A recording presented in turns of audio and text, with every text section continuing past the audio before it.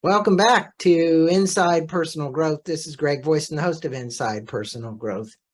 And Jamie, for all of my listeners, I've been doing this so long, I keep saying that same thing. I think they're like, oh my God, Voice is saying, welcome back again. We're going to be speaking about the quest for legitimacy. The subtitle is How Children of Prominent Families Discover Their Unique Place in the World. And welcome to the show, Dr. Jamie Weiner. Jamie, how are you? I'm terrific. And Greg, it's great to be here with you. Well, it's great to speak with you because this is an issue which I think goes under the radar in a lot of cases. And, these places like Family Firm Institute, which brings CPAs together and attorneys together and financial planners together and psychologists together to try and solve these issues, which it's a big issue. You're one of the only guys who's done some pretty deep research in this area that I'm aware of. That's what's inside this book, plus lots of stories from my listeners. But I'm going to tell the listeners a little bit about you before we get started. With a multifaceted background in speaking and coaching and counseling in environments ranging from Cook County Jail to exclusive global VIP forums, Dr. Jamie Weiner's expertise and strategic approach to guiding people, helping them to develop inheriting wisdom's ability to transcend any complication within a family dynamic. And that's the key here. Dr. Weiner is a clinical psychologist with over 40 years of experience. In addition to his work with individuals and family, he's successfully designed structured programs and systems to address the broad range of challenges people face and is credited to delivering over 100 lectures and workshops. He also has a certificate in the family business advising and family wealth advising from the Family Firm Institute and is the co-founder of the Legacy Conversation, the Missing Gem in Wealth Planning. He's a global board member director of the Family Firm Institute. You can learn more about Dr. Jamie Weiner at Inheriting Wisdom. That's inheritingwisdom.com. And you can learn more about him at the book website, which is questforlegitimacy.com. And we'll have links to both of those so that you can take a look at that, and a link to Amazon where you can get a copy of the book. So Jamie, after doing the review of the book, I see all these great stories, and I don't know if you changed the name to protect the innocent, but you had a lot of people's names, used first names inside of there. And they're great stories because they kind of exemplify what goes on. It also kind of tells what's happening inside maybe this generation's head about what's going on psychologically. And the book is exclusively focused on helping children of high-powered families navigate through the maze and find purpose and meaning in their lives.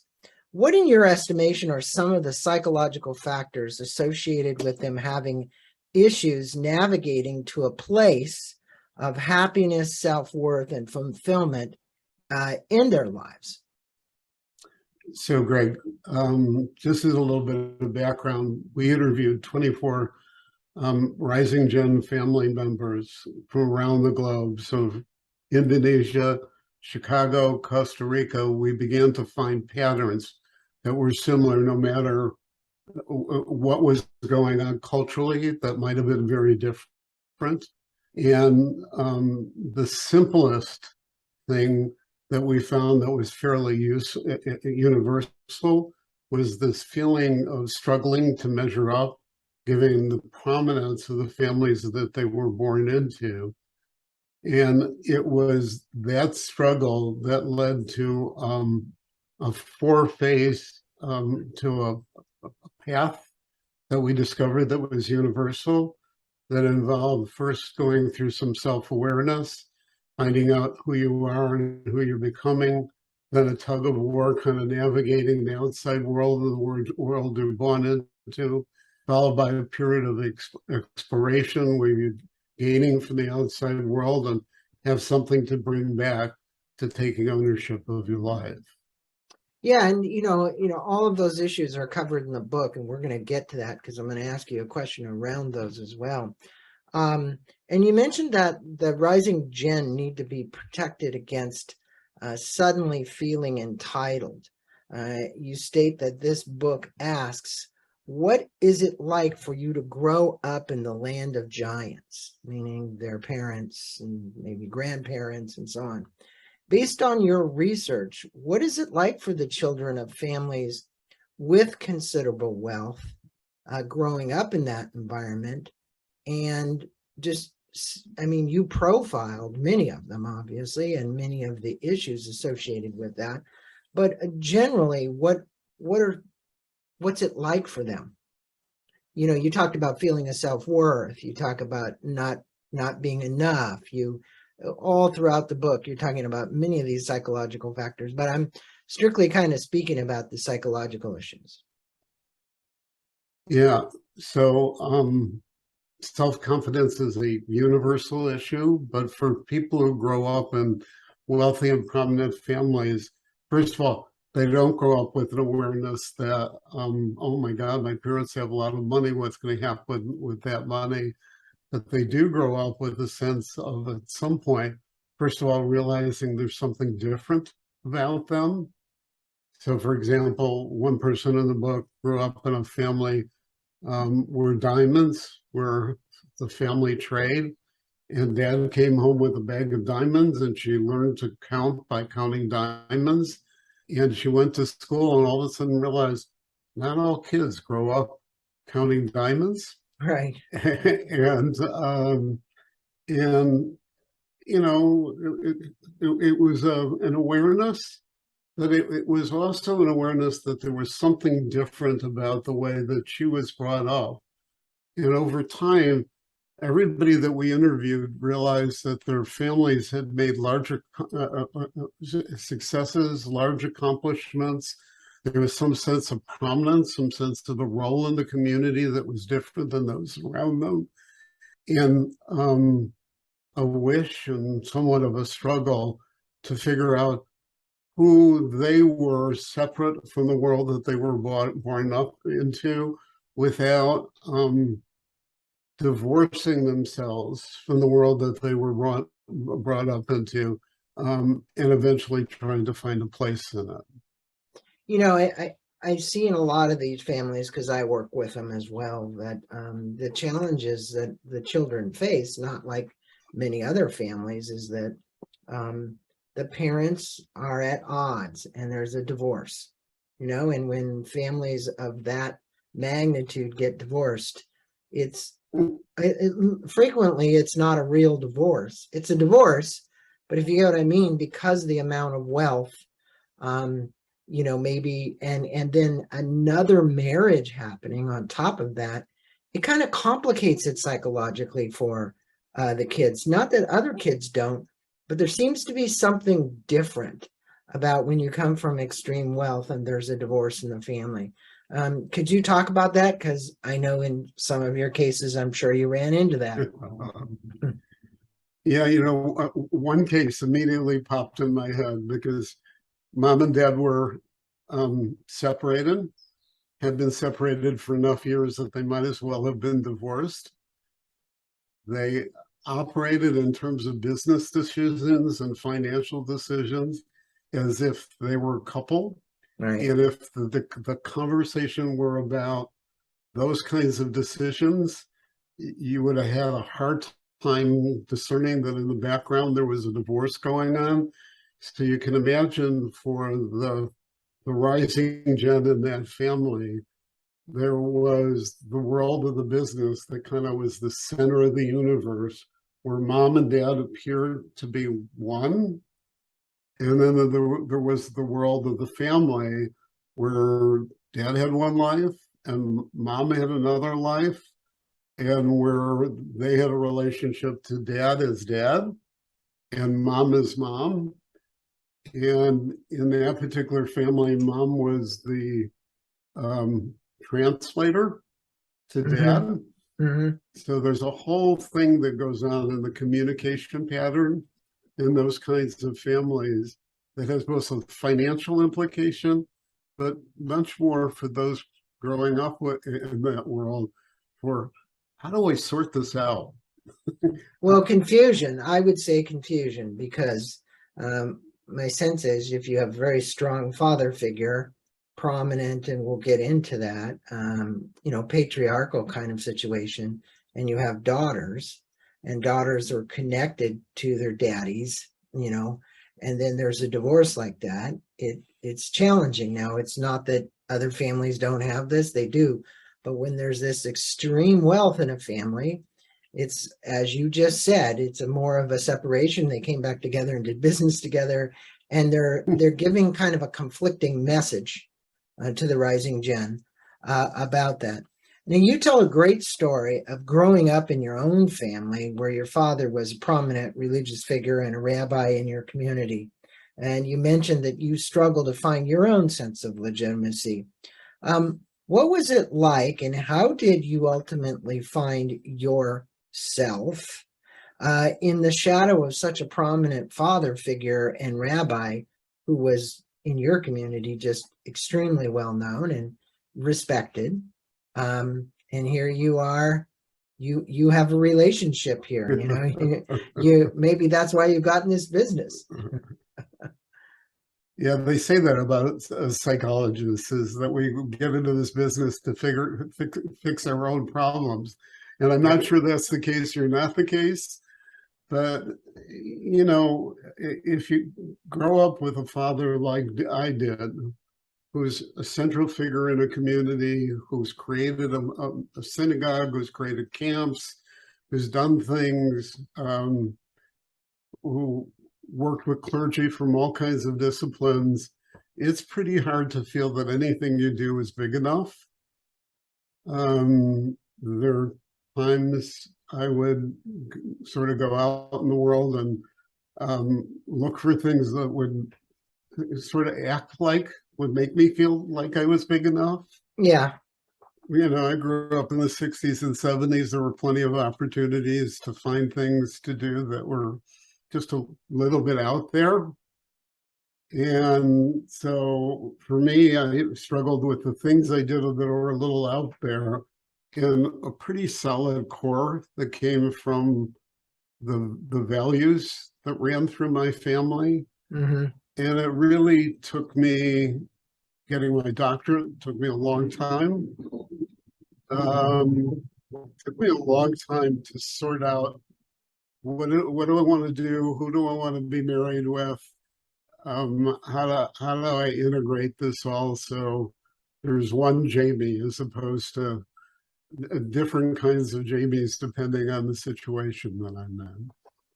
It was interesting because I have Jewish heritage as well. And that's where I come from. And I was on an interview with not a young gentleman, middle-aged, very, very successful.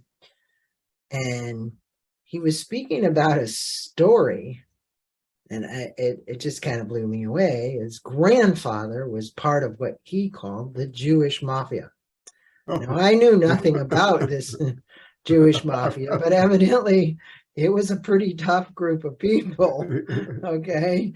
And as it turned out, his father would overlook this young man's, I don't want to call it,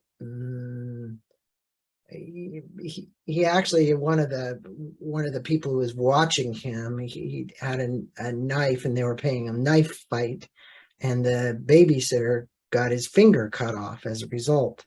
Oh my But the father didn't react at all because his father had been so rough on him that through the generations, this father was part of what he called the Jewish mafia, who beat up people and all kinds of things. He would not lay a finger on his hand or reprimand this young man. And the story was so distinct that, I recall it in my mind. I'm like, wow, this is really compelling when you think about his father saying, oh, it was okay that you cut the babysitter's finger off. And I'm like, really? You guys were playing knives, Well, you speak about the break being the first component component of the right when we say break, kind of breaking out, and that it is different in almost every story. You cite Rashi and Evan hitting a breaking point, and that frequently they find themselves, and this is one of the stories, in a disoriented place and displaced. If you could, please speak to the listeners about the break and what your qualitative study of Children of Giants revealed about making a break. So again, 24 different stories, interviewed twice. There was not a single story that it didn't involve some account of a breaking moment where there was a disruption between how somebody expected life to be going and something that would happen that kind of, changed everything. And that ranged from somebody pretty early in his life, who grew up in a family where Costa Rica, tennis was a big game. He broke his arm, no longer could be active with the other family in the game. And from that point on, decided he wanted to do music and surfing and different friends and changed his life. The big story that I tell in the book is of Rishi. And Rishi was in college, was already entrepreneurial. He got MBA. asked to, so, no, I'm just entitled and I'm going to sit here. I'm going to do my own thing. He went back and helped his family build a business that managed the 10 businesses father had bought into or started in the course of his lifetime. Went back and got his advanced degree, came back and there was a business that was in trouble in the family, worked for a year, left to go see the World Cup, and on his way home was in Florida and got an email from Dad basically firing him by email. And it was more than just getting fired. Yeah. It was at that point, it was a break in the relationship with his Indian father and Canadian mother, and he stopped speaking to them for 2 years. But and what's important in the book about that, and in the research, is we think about breaking moments, particularly as, in the world of psychology, is, oh my God, what do we have to do as parents? What do we have to do?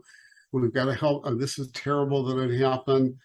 And I don't mean to minimize the pain, but that was the moment for most of the people in the study where they began to sort out who they really wanted to be and what they wanted to do. So it was a moment of growth, even though it didn't come from, oh boy, this is wonderful, I get to grow. But it came from having to sort something out and solve problems. And Yeah, I think that what happens in a break, no matter what it is there are many examples of them, but that was a great story, by the way. Get an email where your father fires you. Well, he wasn't firing him psychologically. He was telling his son he was less than because he didn't show up to do what he was supposed to do. He went and took a break down and he was goofing off. According in his dad's mind, he was goofing off. And in a lot of these cases, there isn't much tolerance for that. That's just the way it is. There seems to be very little tolerance. And I agree with you. There's an epiphany that occurs and an enlightened spot within that moment. Call it almost a spiritual awakening to some degree, to say, I need to take a different path here for my own self. I need to love myself. And that is kind of what happens. And, you stated on the quest for legitimacy, it's a simple fact that some, if not all people, get stuck along the way. What are some of the examples of the young adults or rising gen being stuck? And if you would speak about when fear just I don't know, there's this relationship between fear and trust, and this clear myth you talk about affluence. There was a book written many years ago about affluence, and you kind of don't give that book its legitimacy. How maybe I'll say it that way. I'm being nice. A good way to say, Greg. What? Good way to say it. Yeah. But that book became very popular, very, very popular. And then you cited that story about the young man in the South who basically got off with murder. And you were citing that story. But if you would, talk about that fear, trust, and the clear myth about affluence, especially the rising gen. So my experience is pretty diverse, as I think yours is too. I spent a 4.5 years working in Cook County Jail. And one particular character at Cook County Jail really stood out for me. He came from a family that if I could tell you the last name and you were from Chicago, you would go, yeah, I know that family. And he had really spent a life inside institutions and inside the jail. And in the world of people in Cook County Jail, most of them really have issues about trusting other people. At one point, one of the detainees, I did an exercise with a group of them that was supposed to be about trust, and he looked up and he said, "Are you kidding? I'm never going to trust anybody." And the group chimed in and went, "Absolutely, we're not going to trust anybody either." And so, most people kind of assume that trust is just part of life, that you trust some more than others, but you do in order to have relationships, you have to trust people. And without that sense of basic trust, it's pretty hard to form relationship. It's pretty hard to find yourself. And psychologists like to talk about narcissism and personality disorders and blah, blah, blah, and all that kind of stuff. But the simple understanding behind all that is an injury that's strong enough that that you kind of go through the rest of the world believing that the world is dangerous. Oh, most certainly, and especially people that are incarcerated. I think it exacerbates the issue as well. So, and you were dealing with those type of people in Cook County Jail, which is not the easiest jail around either, So yeah, no, I get it. And when it comes to this rising gen of affluent families, I think it's also a similar problem, maybe not to the degree of some of the people that have been incarcerated, but there's certainly a trust issue, right? Certainly trust issue. And then if you mix this with, you see people who are extremely successful in a way that you don't think you're ever going to be able to be successful, then,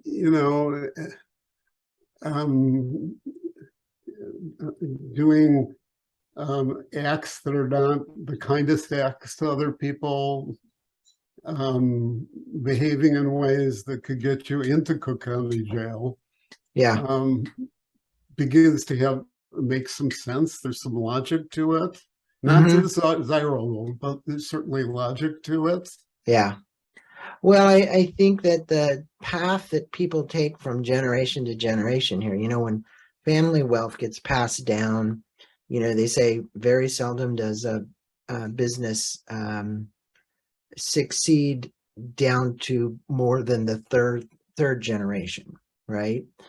First generation, second generation, third generation, ultimately a lot of those companies get bought up or merged or taken over by somebody else or whatever happens. But there are some long-standing ones where, it's been many generations and that hierarchy is there. And there are huge trust issues. Now, you talked about in the book the issue of not being enough, and you actually had some quite cute little pictures of some, like little drawings. You talk about a 14-year-old who wrote a suicide note stating that he would never be able to live up. I understand that this is an extreme case, which ended with his suicide, but how deeply rooted are these emotions within families of extreme wealth, and what did your research reveal? So obviously I put that story in the book because it's the extreme. And, I had spent a number of years working in an adolescent psych unit with 9-month-long stays. So most of the adolescents in the program were from affluent, successful families. And it was a poignant example of how strong that feeling could be. Most of the people in the study ended up being pretty successful and were not that extreme. But it doesn't mean they didn't, in a very intense way, have that feeling that no matter what they did, they wouldn't be able to live up. And one example of that was Henry Kaiser's family, from the Kaiser Permanente family, who really thought he was raised to take over a significant role in one of the wealthiest families in the world.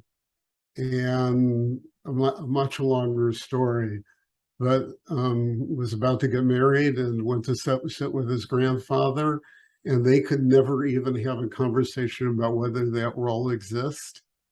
And as you've seen, as I've seen, families don't have an easy time getting to that conversation, and don't really talk about what it means to pass things on between generations. No, it's true. And I think one of the issues is living up to your word.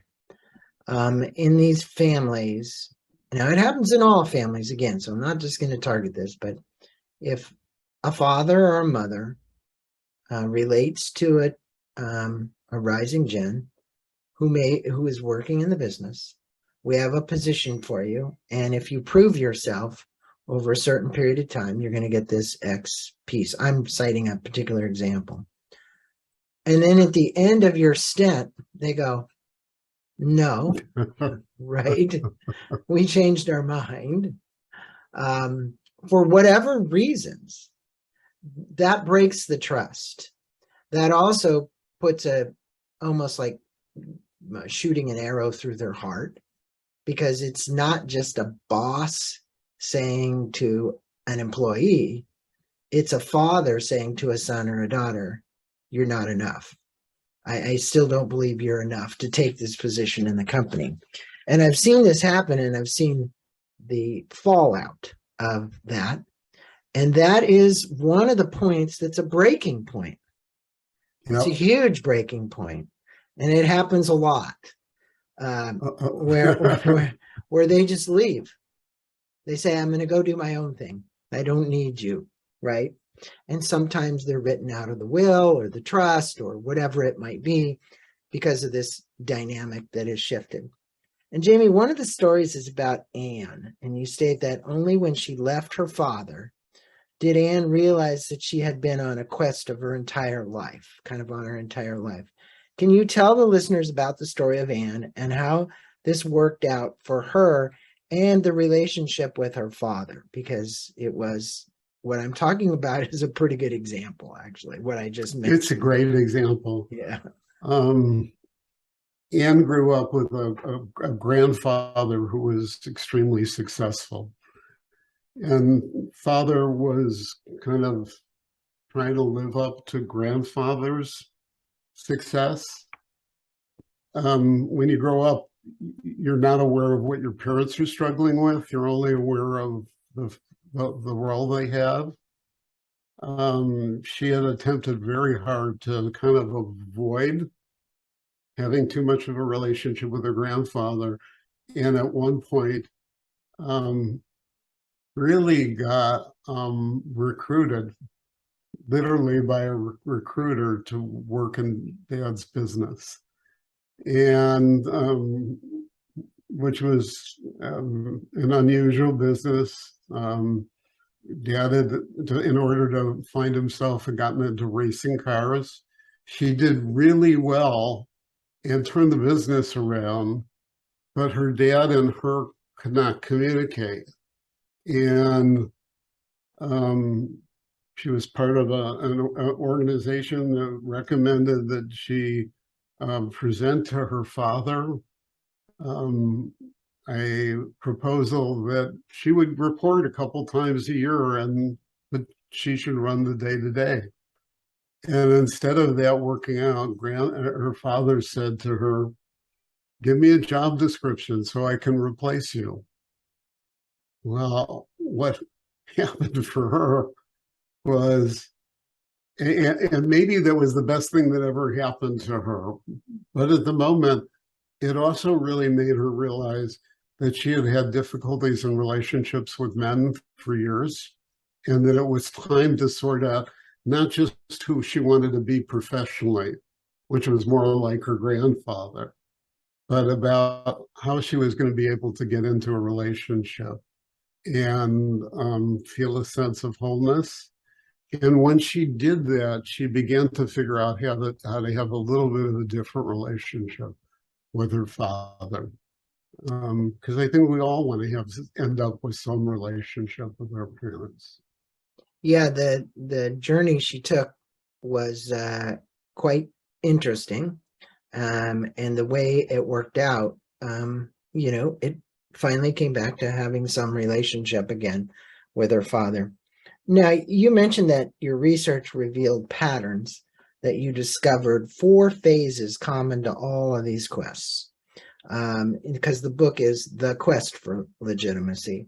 Can you speak to the listeners about self-awareness, tug-of-war, exploration, and care, and taking center stage phases associated with this journey? Because those are the ones that you point out in the book that are, you talked about them a few minutes ago.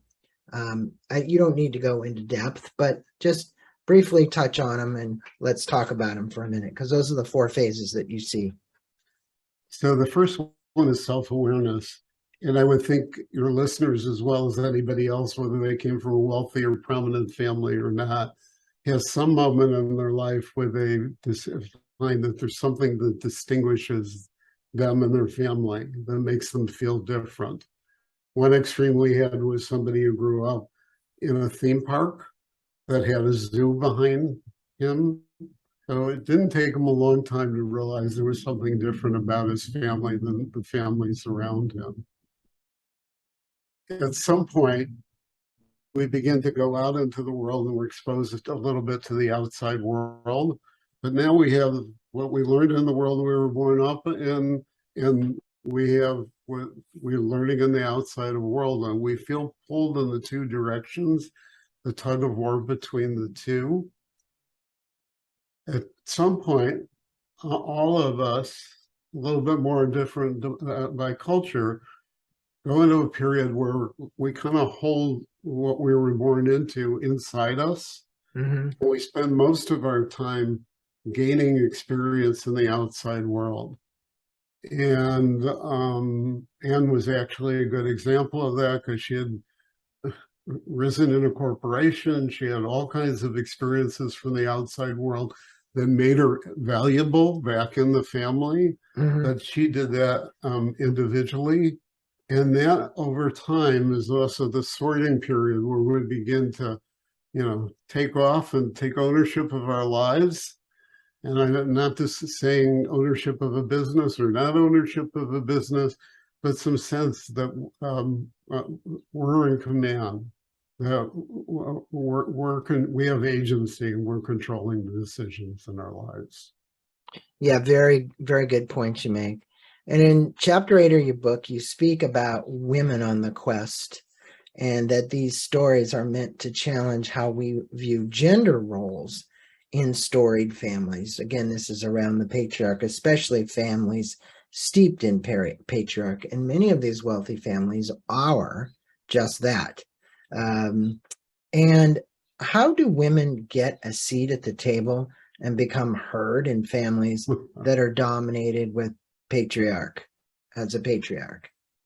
So I was warned before I wrote the chapter not to just say that women are the chief emotional officer in the family, Right. and because that's sort of traditionally what we think. So what I did in that chapter is there's three different stories with three different women. The one that always stands out for me was a woman who was raised knowing that her grandfather said, if there's ever a woman in the boardroom, she's going to be serving tea. And you can imagine it's her first day in the boardroom and she's not serving tea and she's a board member and she just had a baby 2 weeks ago and has to ask the board, I'm going to take an hour to go breastfeed my baby. And one of the people from the family office says, can't you hire somebody to do that? Well, not a great moment. Not quite work that way. Not what she, but you can see that for women, she ended up being the first one to own shares in the business, to work in the business, to take a role on the board. It's for women, it's a very multi-dynamic challenge to be able to figure out, do I have kids? Don't I have kids? What's my role in the world? And I let the stories tell the message. Well, I'm going to let my listeners know, The Quest for Legitimacy is a great book if you're a family dealing with wealth. It might even be a great book for you, even if you're not extremely wealthy, but just a little bit wealthy, and you see these challenges, because we have so much affluence in this society today. And the book is filled with great stories. We've talked about Anne and Rashi and all this, and that help the reader better understand how to navigate the quest for legitimacy. What are a few of the takeaways for the readers that you would like to emphasize and better understand this quest for legitimacy? I mean, we talked about the, kind of stages, but what would you say if you were to sum up this whole thing and put it in a ribbon around it and go, this is something you could take away from this? So I've got my ribbon out. And the one thing that most universally I'd like to wrap it around is everybody we interviewed thought that they were the only ones going through this. That's a good point. Right. Very and good so point. They felt lonely and isolated. And if you're in a moment where you feel lonely and isolated, this book will remind you that you're not alone, that this is kind of a universal experience, and I'm in the middle of developing some programs to help Rising Gen kind of really get that and be able to relate to each other and go through the quest together. But that's kind of the starting point. And then if you understand there's a path. So you're starting group therapy for wealthy people. I'm not calling it group therapy, but yes. Well, I just did that as a pun, because normally they're not going to be so willing to share their stories with other people. But I commend you for building a community around this, because that is exactly what they need. And the truth is, they are alone many times, I know, because they don't have this openness many times or willingness to share the stories. That's why they feel that they are alone. And the other thing is, I would say, you use the word fear in the book. There's a sense of fear that if they break out and talk to somebody about it, that there could be some repercussions, because they're very, I'm just going to say, secretive. And secretive would kind of be the word. It's, hush, hush. You don't talk about this. This isn't something we do.